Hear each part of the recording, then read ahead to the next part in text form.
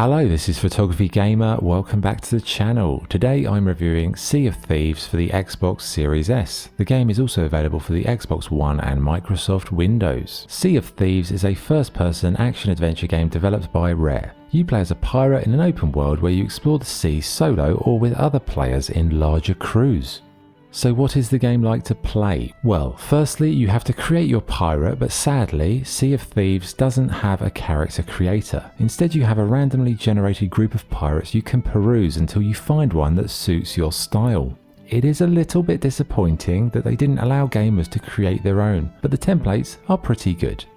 In terms of game modes, in adventure you can sail freely. A pirate's life is a more scripted adventure. Tutorial is what it is, and arena is for pirates seeking battles with other crews. Core gameplay in Sea of Thieves revolves around quests. Sessions start out at an outpost where you can purchase a quest. Basically you get a treasure map which you have to take to your ship. Use old school navigational skills to find the island on the world map. Once you've set the course, it's time to lower the sails, change their angle, raise the anchor, and get on the wheel as you embark on your journey. So quests are half navigation of the seas and half orienteering, as when you arrive at the quest island you have to use the map to find your treasure. Then it's a case of digging in the dirt until you strike gold, carry the treasure to your ship, sail to an outpost and sell it on. And that is really the core gameplay structure in the vast majority of cases. So it's a bit like a fetch quest with strong emphasis on navigation at sea and on land.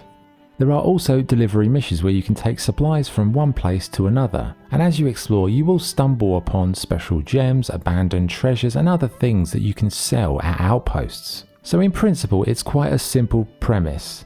The complexity comes in deciding when to cash out.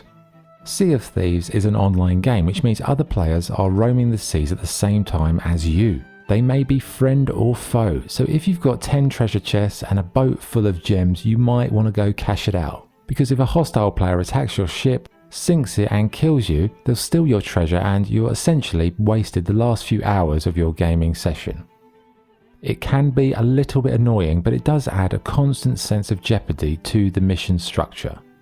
Sailing forms a huge part of the gameplay experience, and at first it can be tricky, especially for lone pirates. Thankfully the game has smaller ships for smaller crews, but you'll still have to manage the sails, anchor, wheel, cannons and harpoons on your adventure.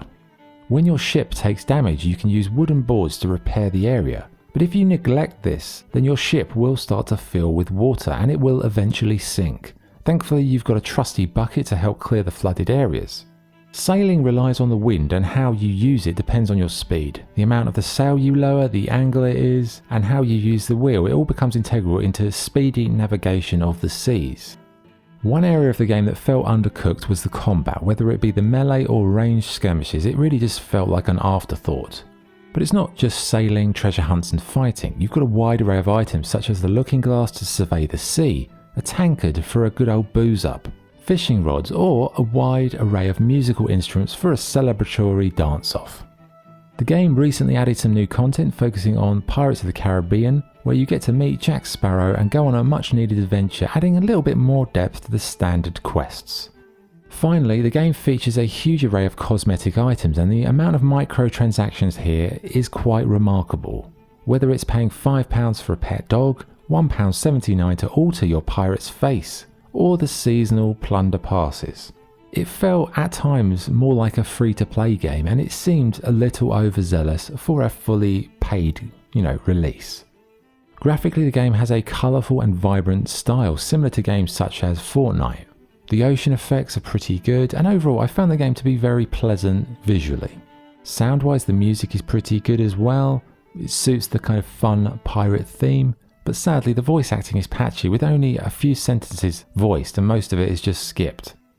Okay, what's good and what's bad? What's good? The sailing is handled very well indeed. Navigating the ocean or map reading to find the treasure is satisfying.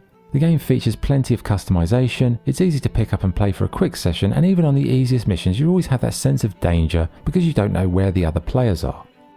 What's bad? The combat is very disappointing, the mission variety could have been a lot better, and the game is overly monetized. So what's the verdict? Sea of Thieves is a slow burner of a game that's pretty satisfying when played solo for an hour or two. But for me, the game truly excels when played with friends in a larger crew as you explore the seas, fight other players, or just fill your boots with treasure. The sailing parts of the game are pretty chilled and have a nice way of navigating using real maps, making the process of getting from A to B an actual challenge. Yes, the combat is a bit weak and some more variety in terms of quests would have been appreciated, but for me it's the random things that made the game worthwhile. Like there was this session where I saw an island, I sailed up to it, but there was this cannon shooting at my sails. So I thought, okay, I'll leave my boat at sea, I'll take the rowboat to shore. I went there, killed the skeletons, gathered the treasure, and then started to row back. But as soon as I was rowing back, I saw this large creature, a kraken, in the sea, and by the time I got back to my ship, it was sunk. Somehow I managed to gather up my treasure that was floating in the ocean and avoid the kraken, but then I had all this treasure in a rowboat, but no map to guide me to a place to sell it. So I spent the next several hours rowing the stormy seas, trying not to get attacked by sharks, trying not to get killed by other players, checking my looking glass, is that island an outpost? Is it a normal island? What is it? Let's go there. I get to the island, it's not one. I get to another, it's another fail. And it's like 2 hours later I'm thinking, I can't give up this treasure, there's too much. Eventually, after what seemed like an eternity, I made it to an outpost, I cashed in my treasure and I had a little celebration. And it is that type of randomness that makes Sea of Thieves worth playing. It's the unpredictable and the unexpected dangers of the game world or the other players that makes every session potentially enjoyable. Don't get me wrong, some sessions were a bit boring, but in general, it's pretty good. So my score for Sea of Thieves is 7.9 out of 10. Okay, that was the review. Thank you for watching. If you enjoyed the video, please like and subscribe. This is Photography Gamer, signing off. Thank you.